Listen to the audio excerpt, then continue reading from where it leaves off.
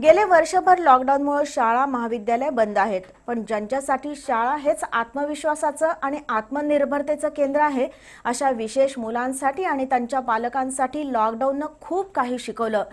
समाजाच्या दृष्टीनं मतिमंद असलेल्या त्या मुलांना चेतना शाळेचा मोठा आधार होता. पण लॉकडाऊनमुळे शाळा बंद झाली आणि या मुलांच्या पालकांनी थेट शिक्षकांची भूमिकाही स्वीकारली. शाळेतल्या शिक्षकांनी पालकांच्या बैठका घेतल्या आणि या मुलांना कसं शिकवावं लागतं त्याचं तंत्रही समजावून सांगितलं. त्यामुळे गेल्या वर्षभरात त्या मतिमंद आणि गतिमंद मुलांच्या आणि त्यांच्या पालकांच्या भावविश्वात एक नवा अध्याय तयार झाला. त्याबद्दलचा हा स्पेशल रिपोर्ट.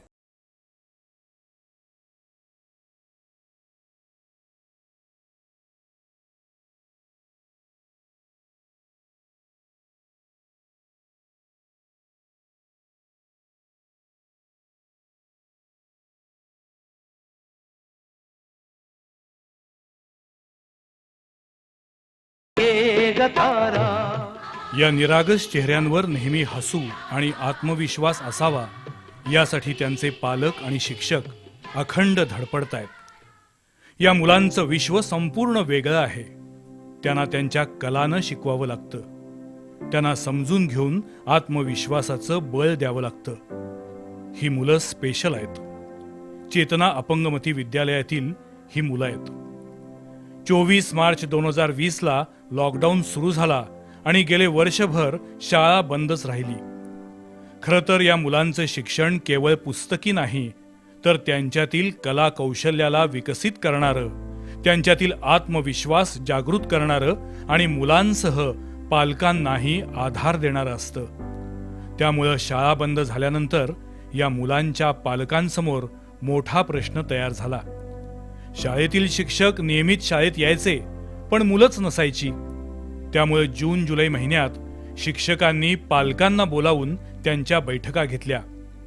मुलांना काय आणि कसं शिकवावं लागतं याचं तंत्र पालकांना समजावून सांगण्यात आलं. शिवाय ऑनलाईन वर्गही सुरू झाले. शिक्षकांकडून रोज वेगवेगळ्या विषयांचे व्हिडिओ तयार करून पालकांना पाठवले जाऊ लागले. पण खरी कसोटी त्या मुलांच्या पालकांची होती. पण हे आव्हान आणि जबाबदारी त्या जिगरबाज पालकांनीही स्वीकारली. ती मुलं घरातच आपला अभ्यास करू लागली. कुणी पाककलेत रस दाखवला आणि स्वयंपाकघरात ही मुलं दिसू लागली.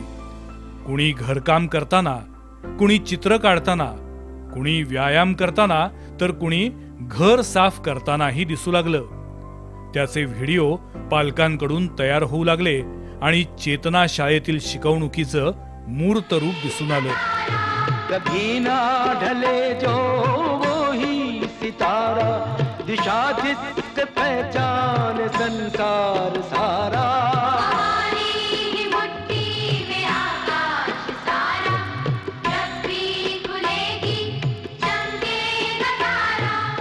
जी मुलं मतिमंद आहेत, गतिमंद आहेत, ती आपल्या बरोबरीनं आनंदानं एक एक काम करतायत हे बघून त्यांच्या पालकांना झालेला आनंद आणि समाधान शब्दांच्या पलीकडचं आहे.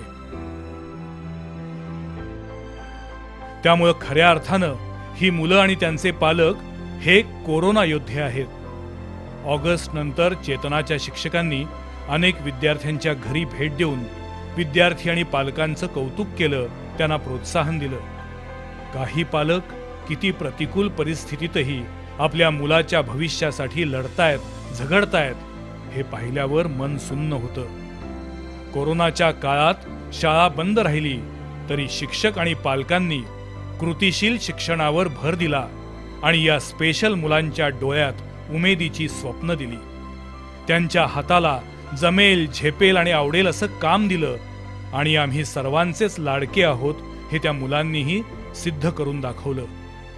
कोरोनानं खूप काही शिकवलं, पण या मतिमंद मुलांच्या, पालकांच्या आणि शिक्षकांच्या भावविश्वात अधिक सकारात्मक भर टाकली.